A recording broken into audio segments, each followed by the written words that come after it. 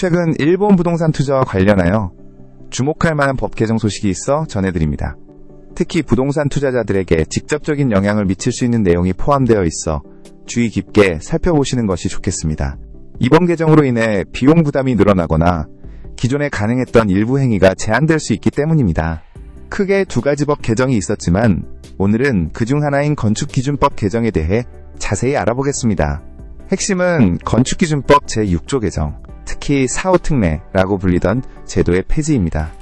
이 4호 특례는 특정 조건을 만족하는 소규모 건물에 대해 건축 확인 신청 절차의 일부를 생략할 수 있도록 허용했던 제도였습니다.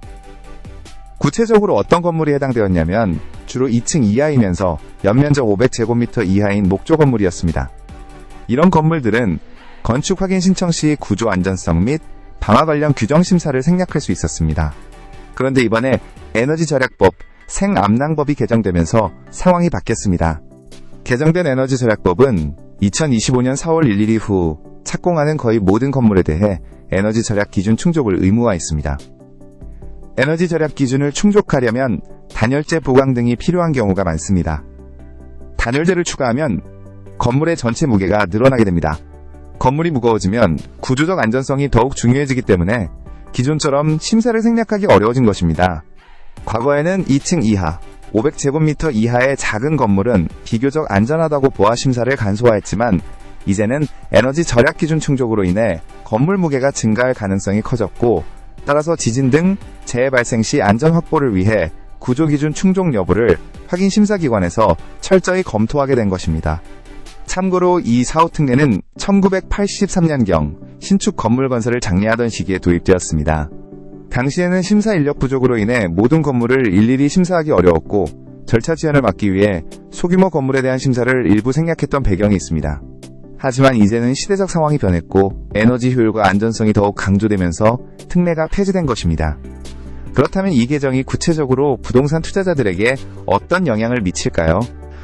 먼저 신축 건물의 경우입니다. 기존에는 2층짜리 연면적 500제곱미터 이하 아파트, 목조 기준은 4호 특례에 해당되어 구조 및 방화 심사가 생략되는 경우가 많았습니다. 3층 이상 건물은 원래 심사 대상이었습니다. 하지만 이제 이 특례가 사라지면서 다음과 같은 영향이 예상됩니다. 1. 심사기간 증가. 기존에는 약 7일 이내에 처리되던 심사가 앞으로는 35일 이내 등으로 길어질 수 있습니다.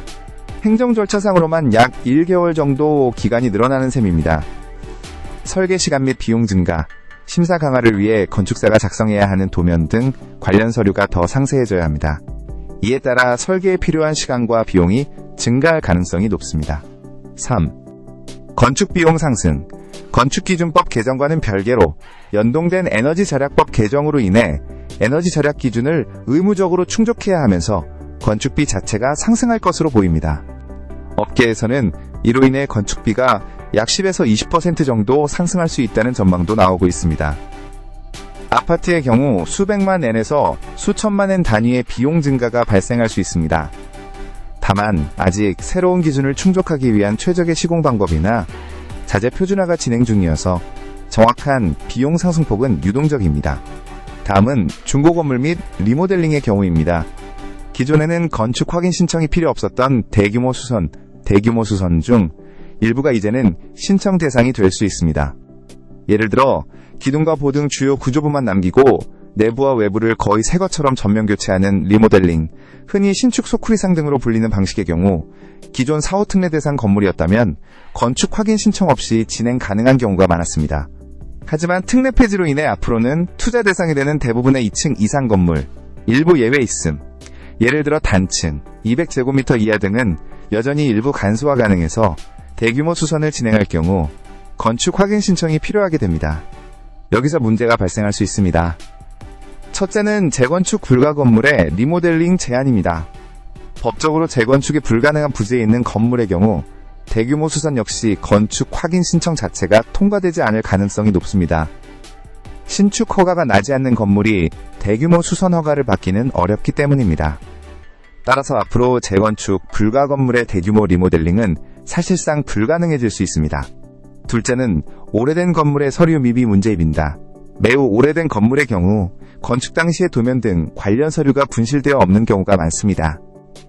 소유주가 여러 번 바뀌는 과정에서 인수인계가 제대로 이루어지지 않는 탓입니다. 건축 확인 신청을 하려면 이 서류들이 필요한데 원본 서류가 없으면 신청 준비 자체가 불가능해집니다. 현존하는 건물을 보고 도면을 역으로 복원해야 하는데 이는 매우 어렵고 비용이 많이 들며 숨겨진 구조 등은 확인이 불가능하여 현실적으로 불가능한 경우가 많을 것으로 예상됩니다. 물론 과거에도 규정상 필요했지만 확인 신청 없이 리모델링을 진행하는 사례가 있었을 수 있습니다. 하지만 앞으로는 의무 대상이 명확해지고 확대되면서 규정을 위반할 경우 벌금 건축기준법상 최대 100만원 이하 벌금 등 부과 등 법적 책임 문제가 발생할 수 있고 규정을 준수하지 않는 공사를 맡아줄 시공사를 찾기도 어려워질 수 있습니다. 정리하자면 이번 건축기준법 개정은 다음과 같은 영향을 미칠 수 있습니다. 신축 건물의 경우 건축 비용 상승과 사업기간 연장을 고려하여 사업계획을 수립해야 합니다. 중고 건물 특히 노후 건물, 리모델링의 대규모 수선 시 건축 확인 신청이 필요해지며 재건축 불가 건물이거나 관련 서류가 없는 경우 리모델링 자체가 불가능해질 수 있습니다. 지금까지는 재건축 불가의 물건도 세입자를 구하기 좋은 위치에 있던 부동산은 비싸게 팔리는 경향이 있었습니다. 가장 큰 이유는 재건축 불가라 하더라도 기둥만 남겨놓고 새롭게 건축을 하는 방법이 가능했기 때문입니다. 하지만 이제 대규모 수선을 진행할 시 재건축 불가의 부동산의 경우 건축 허가가 통과되지 않아 집을 새롭게 리모델링하는 것이 불가능할 수도 있습니다. 이런 우려로 재건축 불가의 매물 가격이 더 떨어질 가능성도 높다고 생각합니다. 감사합니다.